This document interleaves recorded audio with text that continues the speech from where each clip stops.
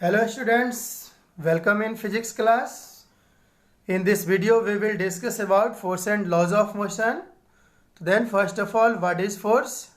Force is a vector physical quantity which is in the form of push or pull and can change the position of body or tries to change the position of body. Force क्या है? Force एक vector physical quantity है, मतलब इसमें magnitude और direction दोनों होगा और यह या तो पुश या पुल के फॉर्म में होगा और ये क्या कर सकता है, किसी बॉडी के पोजीशन को चेंज कर सकता है या चेंज करने की कोशिश करता है। अब हम बात करते हैं फंक्शन या एक्शन ऑफ फोर्सेस की, कि फोर्स क्या कर सकता है। ठीक है, क्या फंक्शन है।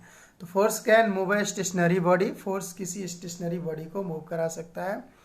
Force can stop a moving body.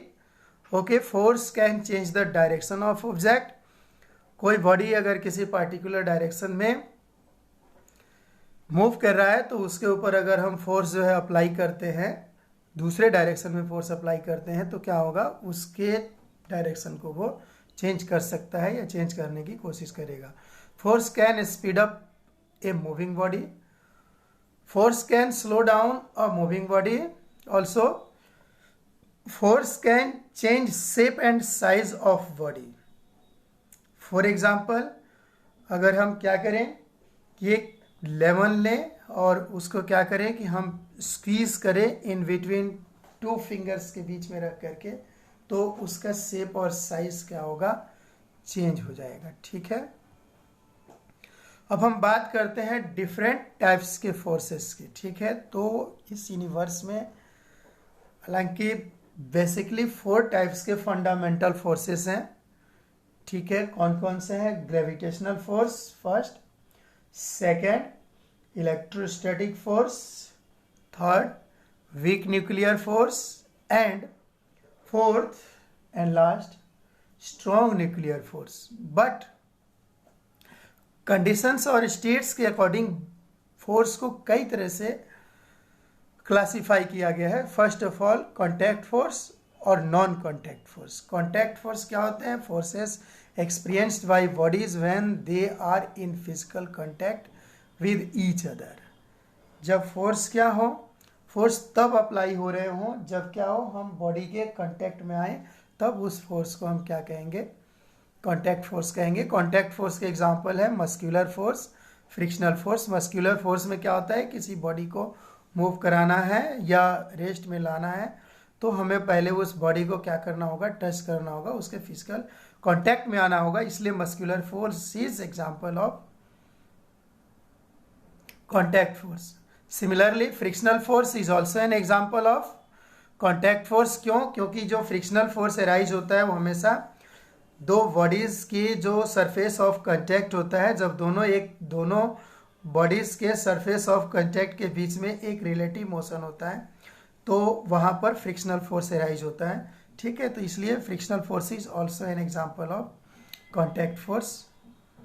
ठीक है, अब हम बात करते हैं नॉन कॉन्टैक्ट फोर्स की। तो बहुत तरह के हैं non contacted forces. Non contact force क्या होते हैं कि forces experienced by bodies even if they are not in physical contact with each other. For example, magnetic force, electrostatic force, gravitational force. Magnetic force arise due to two magnets. Electrostatic force of attraction और repulsion arises or produces due to two charges, that is positive or negative charges. Gravitational force is always attractive force and gravitational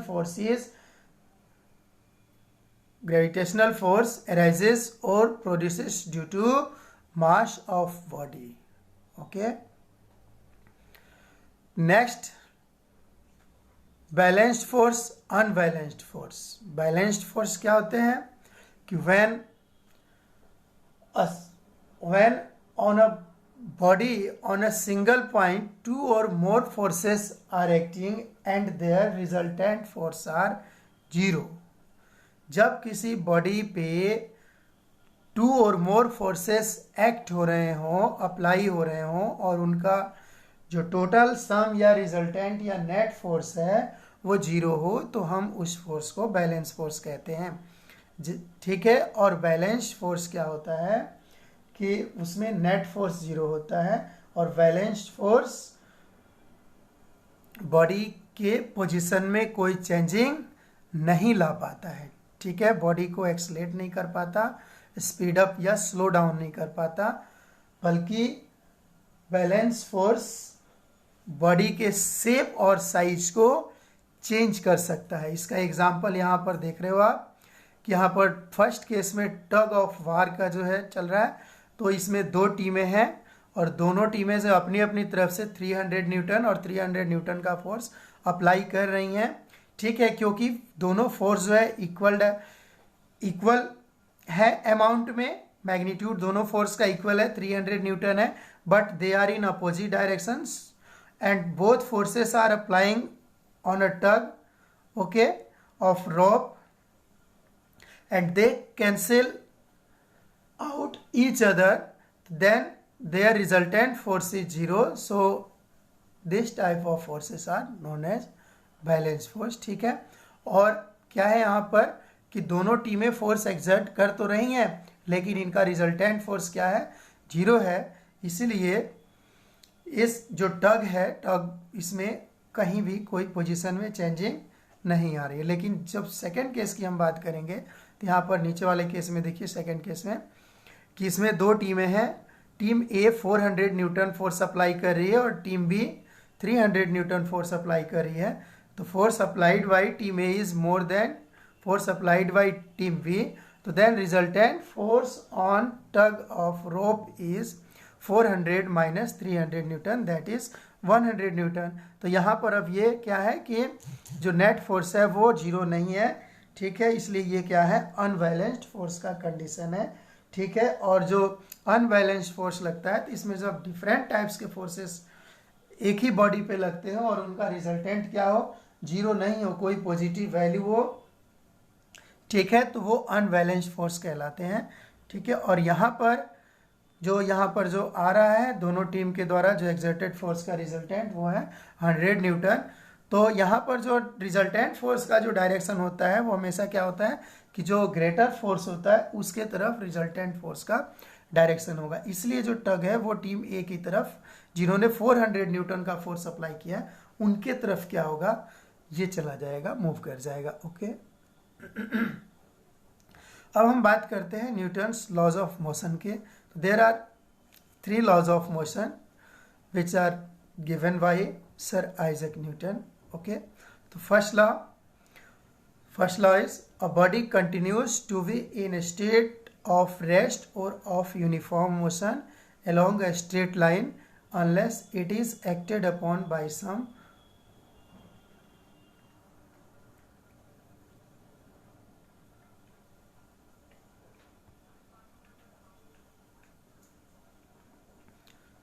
okay।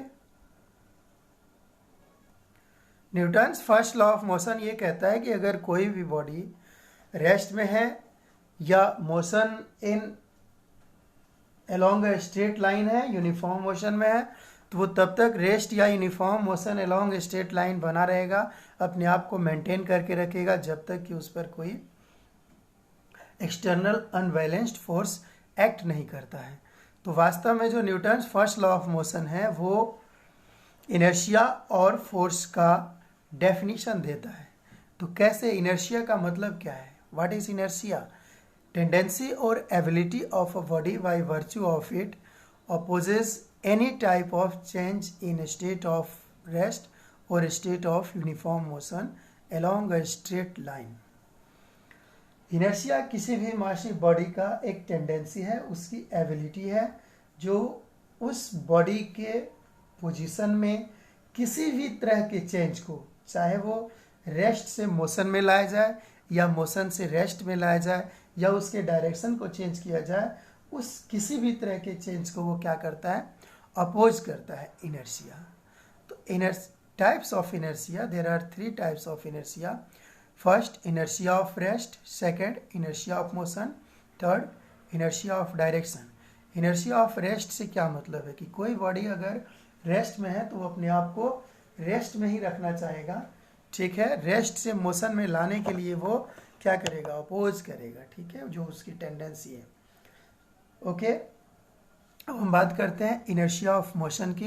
तो inertia of motion क्या है कि कोई body अगर वो motion में है, मूवमेंट में है, तो अपने आप को हमेशा, मोशन से मतलब है uniform motion along a straight line, तो वो क्या करेगा, हमेशा अपने आप को उस uniform motion along straight line ही मेंटेन करके रखना चाहेगा।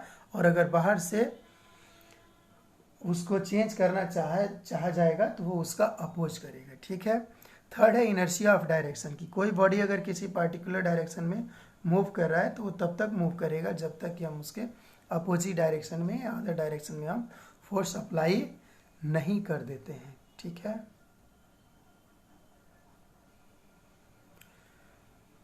इनर्शिया के बहुत सारे एग्जाम्पल्स हैं हमारे डे टू डे लाइफ में। ठीक है। जैसे कि सपोज करिए कि अगर हम बस में या किसी व्हीकल में बैठे हुए हैं और व्हीकल क्या है, रेस्ट में है। ठीक है। और ऑल ऑफ अ सडन अगर बस क्या है या व्हीकल क्या है, मोशन में आ जाती है, तो हमारा जो बॉडी है वो क्या होता है, हम पीछे की तरफ झुक जाते हैं। ठीक है। इसके पीछे रीज़न क्या है, इसके पीछे रीज़न है कि जब पहले हमारा बॉडी क्या था, रेस्ट में था, लेकिन all of a sudden vehicle क्या हो गया, मोशन में आ गया, तो हमारा बॉडी क्या करेगा कि अपने आप को मोशन में लाने का अपोज करेगा। ठीक है। तो इसलिए क्या होता है कि हम जो है ऑल ऑफ अ सडन जैसे ही व्हीकल आगे की तरफ मूवमेंट करता है तो हमारा बॉडी पीछे की तरफ लीन हो जाता है। ठीक है। झुक जाता है पीछे की तरफ। ओके। और इसी तरह से जब बस क्या हो, चल रही हो और हम बस में बैठे हुए हैं तो हमारा बॉडी जो है वो बस के रिस्पेक्ट में क्या है, मोशन में है। और बस में जो all of a sudden break apply किया जाता है तो हमारा बॉडी जो है आगे की तरफ झुक जाता है। ये होता है किसकी वजह से, इनर्शिया ऑफ मोशन की वजह से। ठीक है। तो अब देखिए हम बात करते हैं कौन कौन से ऐसे फैक्टर्स हैं जो इनर्शिया को इफेक्ट करते हैं। तो सबसे पहले इनर्शिया को इफेक्ट करने वाला फैक्टर है मास ऑफ अ बॉडी। तो mass of a body is numerical measurement of inertia. अगर किसी बॉडी का मास ज़्यादा हो तो उसकी इनर्शिया भी ज़्यादा होगी, और अगर किसी बॉडी का मास कम हो तो उसकी इनर्शिया भी कम होगी। Second law of motion, rate of change of linear momentum of a body is directly proportional to the external force applied on the body, and this changes takes place always in the direction of the applied force. Second law gives the formula to measure the force. ठीक है। Second law जो है, second law of motion हमें force को measure करने का एक formula देता है। कौन सा formula, force F is equal to mass into acceleration F is equal to ma. Then second law of motion gives the formula to measure the force, that is net force on a body is equal to the product of mass of body and acceleration of the body. अब देखिए इसमें second law में एक term आया है momentum. तो momentum क्या है, या लीनियर मोमेंटम। तो लीनियर मोमेंटम से मतलब है product of mass of a moving body and its velocity. Okay. तो then linear momentum is equal to mass into velocity. Okay. And linear momentum is denoted by p and okay. तो then linear momentum p is equal to m into v। Okay. Linear momentum is a vector physical quantity, that is it has direction as well as its magnitude. Okay. And its direction is along the direction of velocity. जो linear momentum का direction होता है वो velocity के direction के along होता है। अब हम बात करेंगे यहाँ पर किसका, SI यूनिट ऑफ मोमेंटम का। तो SI यूनिट ऑफ मोमेंटम जो होगा वो क्या होगा, किलोग्राम मीटर पर सेकेंड होगा। CGS यूनिट जो होगा वो ग्राम सेंटीमीटर पर सेकेंड होगा। ठीक है। और डायमेंशन जो होगा वो क्या हो जाएगा, डायमेंशन हो जाएगा MLT-1। ठीक है। MLT-1। यहाँ पर हमने PM और V के लिए क्या है, ग्राफ प्लॉट किया हुआ है। तो फर्स्ट पार्ट में आप देख रहे हो कि ये जो मोमेंटम और वेलोसिटी के बीच में ग्राफ है, जब मास क्या है, कांस्टेंट है। ठीक है। तो जब मोमेंटम और वेलोसिटी के बीच में हम ग्राफ प्लॉट करेंगे मास को कांस्टेंट रखते हुए, तो जो ग्राफ होगा वो स्ट्रेट लाइन होगा, ठीक है। इसी तरह से सेकेंड ग्राफ बी में हमें ये दिखाया हुआ है कि मोमेंटम और मास के बीच में ग्राफ प्लॉट किया गया है जब वेलोसिटी क्या है, कांस्टेंट है, ठीक है। तो यहाँ पर देख रहे हैं कि जब मोमेंटम और मास के बीच में ग्राफ प्लॉट किया गया है तो एक स्ट्रेट लाइन आ रहा है, ठीक है। तो यहाँ पर मोमेंटम और मास के बीच में जो ग्राफ प्लॉट किया गया है, तो यहाँ पर हम इस ग्राफ के स्लोप अगर फाइंड कर ले तो वेलोसिटी को बताएगा, वेलोसिटी को रिप्रेजेंट करेगा, ठीक है। अब हम बात करते हैं वेलोसिटी और मास के बीच में ग्राफ, जो यहाँ पर सी में दिखाया हुआ है, ठीक है। तो जब वेलोसिटी और मास के बीच में हम ग्राफ प्लॉट करेंगे तो कुछ इस तरह से ग्राफ हमें मिलेगा, फॉर्म होगा। Measurement of force from second law of motion. Second law of motion से हम फोर्स को मेजर कर सकते हैं, फार्मूला ड्राइव कर सकते हैं कि कैसे फोर्स को मेजर किया जाएगा, ठीक है। तो देखिए जो क्या है कि जो सेकेंड लॉ ऑफ मोशन कहता है कि rate of change in momentum is directly proportional to applied force. तो यहाँ पर हम ये मान के चल रहे हैं कि कोई एक मासिव बॉडी है जिसका मास m है, ठीक है, और उसका जो है जो चेंज इन मोमेंटम है, मतलब चेंज इन मोमेंटम कैसे होगा कि सपोज करिए कि उस मासिव बॉडी जिसका मास m है, इनिशियल वेलोसिटी क्या है, u है, और फाइनल वेलोसिटी v है, ठीक है। तो जो इनिशियल मोमेंटम होगा वो क्या होगा, इनिशियल मोमेंटम mu होगा और फाइनल मोमेंटम क्या होगा, mv होगा, ठीक है। तो यहाँ पर चेंज इन मोमेंटम क्या हो जाएगा, चेंज इन मोमेंटम होगा final momentum minus initial momentum. तो कैसे लिखेंगे उसको, चेंज इन मोमेंटम को हम डेल्टा p से अगर डिनोट करते हैं तो ये हो गया mv minus mu, means initial final momentum minus initial momentum, ठीक है। अब यहाँ हम बात करते हैं कि अब टाइम की, तो जब u था वो t1 टाइम पे और v वेलोसिटी था बॉडी का t2 टाइम पे, तो चेंज इन टाइम कितना हो गया, टाइम ड्यूरेशन कितना हुआ, टाइम इंटरवल कितना हुआ, तो t2 माइनस t1 हुआ, जिसको हमने डेल्टा t से डिनोट किया हुआ है, और चेंज इन मोमेंटम को डेल्टा p से डिनोट किया हुआ है। तो जो सेकेंड लॉ ऑफ मोशन है, सेकेंड लॉ ऑफ मोशन का मैथमेटिकल फॉर्म क्या बन रहा है, सेकेंड लॉ ऑफ मोशन का मैथमेटिकल फॉर्म होगा, वैसे स्टेटमेंट है rate of change in momentum is directly proportional to applied force. तो rate of change in momentum तो ये हो गया delta p upon delta t is directly proportional to applied force, okay. तो then या हम ऐसे भी कह सकते हैं कि जो फोर्स है वो डायरेक्टली प्रोपोर्शनल है किसके, rate of change in momentum के, ठीक है। F is directly proportional to rate of change in momentum. तो अब क्या है कि जब हम इसको यहाँ से जो प्रोपोर्शनल है इसको हटाएंगे तो एक कांस्टेंट आएगा, प्रोपोर्शनल कांस्टेंट, जो इसको हमने k से डिनोट किया है। तो what is k is proportional constant. तो क्या बन गया, F is equal to k delta p upon delta t। अब क्या हो कि जब डेल्टा t बहुत ही सूक्ष्म हो, बहुत ही छोटा हो, वेरी वेरी स्मॉल, तो इसका मतलब है कि if limit delta t tends to 0, तो delta p upon delta t की वैल्यू क्या हो जाएगी, ये वैल्यू हो जाएगी dp अपॉन dt। और dp अपॉन dt है क्या, dp अपॉन dt तो इसे हम कह रहे हैं ना कि rate of change in momentum with respect to time. तो इसका दूसरा नाम भी तो है क्या, derivative of momentum with respect to time, या differential coefficient of momentum p with respect to time t, ठीक है, ये नाम है। और ये dp अपॉन dt किसको रिप्रेजेंट कर रहा है, फोर्स को रिप्रेजेंट कर रहा है, rate of change in momentum को रिप्रेजेंट कर रहा है।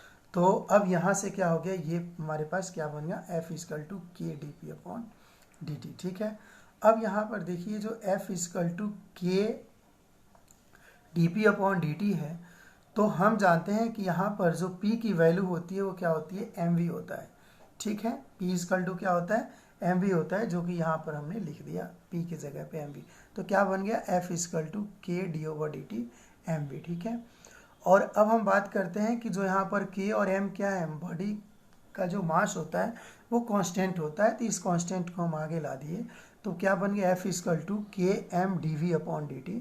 माय डियर स्टूडेंट्स, आप जानते हो कि dv अपॉन dt क्या है, dv upon dt is the derivative of velocity with respect to time and it is also known as acceleration. Okay, तो dv upon dt is differential coefficient of velocity with respect to time and it is also called acceleration. Okay, तो instead of dv over dt we can write as e. Okay, तो then this formula f is equal to km dv upon dt becomes f is equal to kma. क्यों? क्योंकि a की जगह पे हमने dv upon dt रख दिया। तो अब फाइनली जो हमारे पास फार्मूला क्या आ गया, f is equal to ma। अब बात होगी कि k कहाँ चला गया, जो प्रोपोर्शनल कांस्टेंट है k। तो एक्सपेरिमेंटली जब हम देखते हैं और प्रॉपर यूनिट जब लिया जाता है, ठीक है, तो उस कंडीशन में k की वैल्यू 1 आती है, इसलिए f is equal to ma आ जाता है। Force is equal to mass into acceleration. और ये फार्मूला बना किसका, कहाँ से डिराइव हुआ, तो Newton second law of motion से डिराइव हुआ, जो कि ये कह रहा था कि rate of change in momentum is directly proportional to applied force, और उसी से f is equal to ma आया। तो it means Newton second law of motion gives the formula to measure the force। अब हम बात करते हैं dimension and unit of force. Okay, तो फर्स्ट ऑफ ऑल जो डायमेंशन होता है फोर्स का वो क्या होगा, हम जानते हैं कि यहाँ पर F इजिकल टू क्या बन रहा है, मास इंटू एक्सीलरेशन बन रहा है। ओके, तो मास के लिए जो डायमेंशन होता है वो क्या होता है, m होगा, और एक्सीलरेशन का होता है LT-2। तो finally the dimension of force is MLT-2। Okay, अब हम बात करते हैं यूनिट्स की। तो there are various units of force. तो सबसे पहले बात करते हैं हम एब्सोल्यूट यूनिट की, ठीक है। तो एब्सोल्यूट यूनिट में सबसे पहले दो तरह के यूनिट आएंगे, कौन कौन से, SI यूनिट और CGS यूनिट। तो SI unit of force, absolute SI unit of force is Newton and denoted by capital N, okay, in the honor of great physicist Sir Isaac Newton। Okay, we know F is equal to mass into acceleration, force is equal to mass into acceleration। तो 1 Newton क्या हो गया, 1 Newton का मतलब हुआ 1 kilogram multiplied by 1 metre per second square, या 1 kilogram metre per second square जो force होगा वो 1 न्यूटन के बराबर होगा। तो यहाँ पर 1 न्यूटन फोर्स को हम कैसे डिफाइन करेंगे, व्हाट इज 1 न्यूटन फोर्स, जो absolute unit SI unit of, जो एब्सोल्यूट यूनिट है फोर्स का, ठीक है, वो 1 न्यूटन फोर्स क्या है, तो हम ऐसे डिफाइन कर सकते हैं कि amount of needed force to produce 1 metre per second square acceleration to, फिर से सुन लीजिए, amount of needed force to produce acceleration of 1 metre per second square in a body of 1 kilogram mass, ठीक है, इज कॉल्ड 1 न्यूटन फोर्स। अब हम बात करते हैं CGS यूनिट की। तो CGS यूनिट जो एब्सोल्यूट यूनिट है, CGS यूनिट, ठीक है, CGS यूनिट जो है फोर्स का वो डाइन है, ठीक है। तो हम जानते हैं कि F इक्वल टू ma होता है, तो 1 डाइन कितना होगा, 1 डाइन का मतलब हुआ 1 gram centimetre per second square, ठीक है।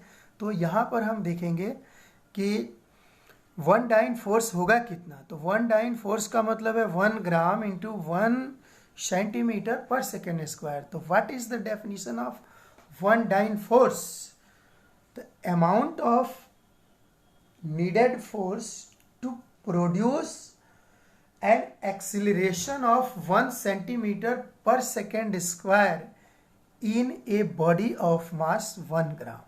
ओके, तो what is the relation between SI unit and CGS unit, that is what is relation between Newton and dyne। तो we know that 1 Newton force equals 10 to the power 5 dyne। Okay, अब हम बात करेंगे gravitational unit of force के।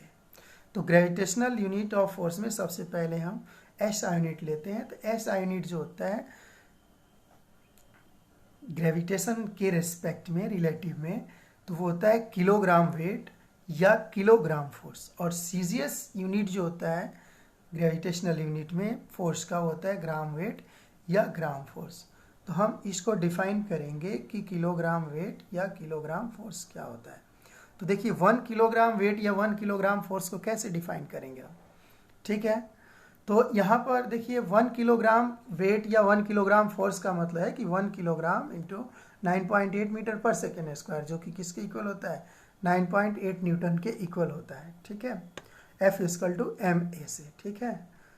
तो अब यहाँ पर जब बात करेंगे 1 किलोग्राम वेट की या 1 किलोग्राम फोर्स की, तो उसका मतलब क्या है कि amount of needed force to produce an acceleration of 9.81 metre per second square in a body of mass 1 kilogram, okay.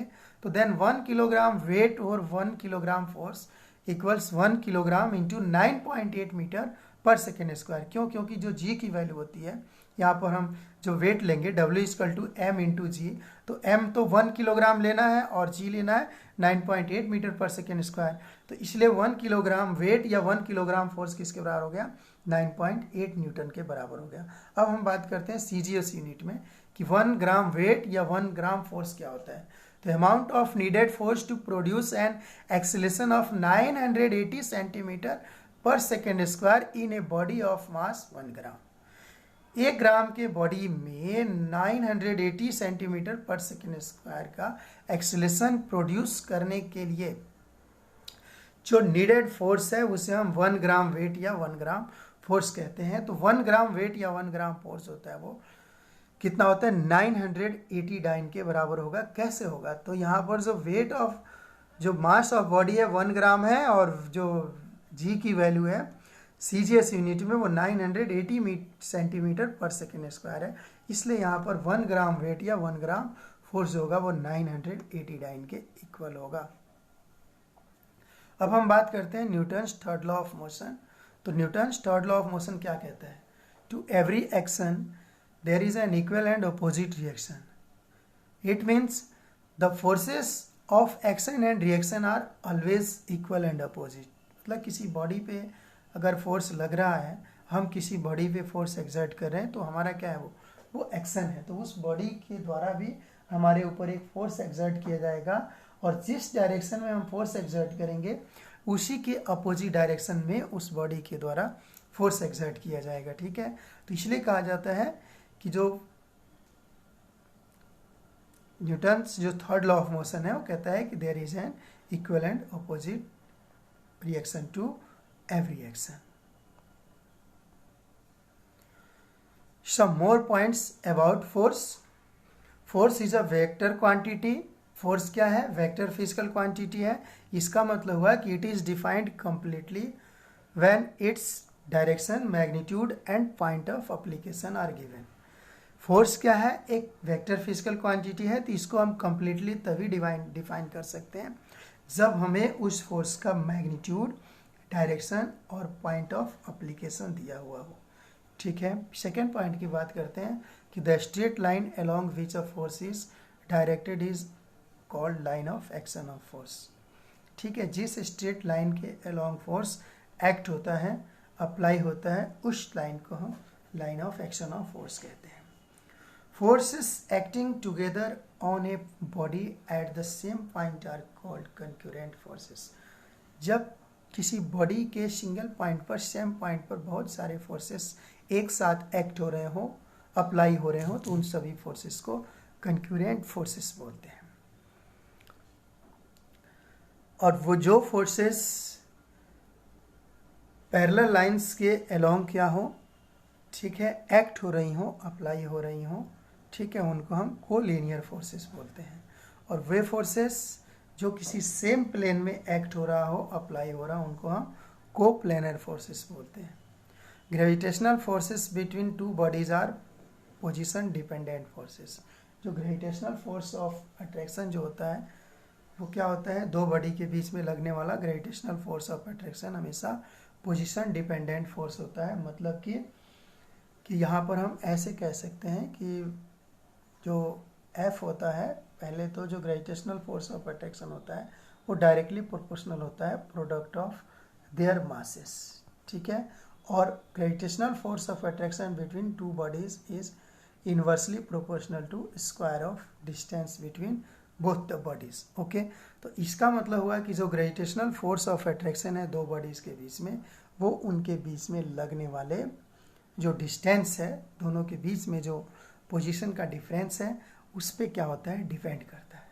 इसलिए कहते हैं gravitational forces between two bodies are position dependent forces.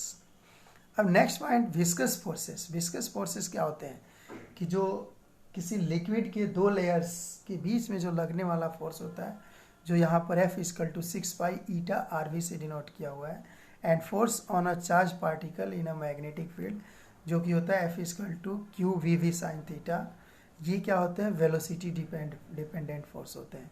यानी कि विस्कस फोर्स जो कि किसी flowing liquid के दो लेयर्स में अप्लाई होता है, और किसी चार्ज पार्टिकल जब मूव करता है मैग्नेटिक फील्ड में तो उसके ऊपर लगने वाला जो फोर्स होता है, ये दोनों के दोनों फोर्सेस क्या होते हैं, वेलोसिटी डिपेंडेंट फोर्स होते हैं। ये वेलोसिटी के ऊपर डिपेंड करते हैं। ओके।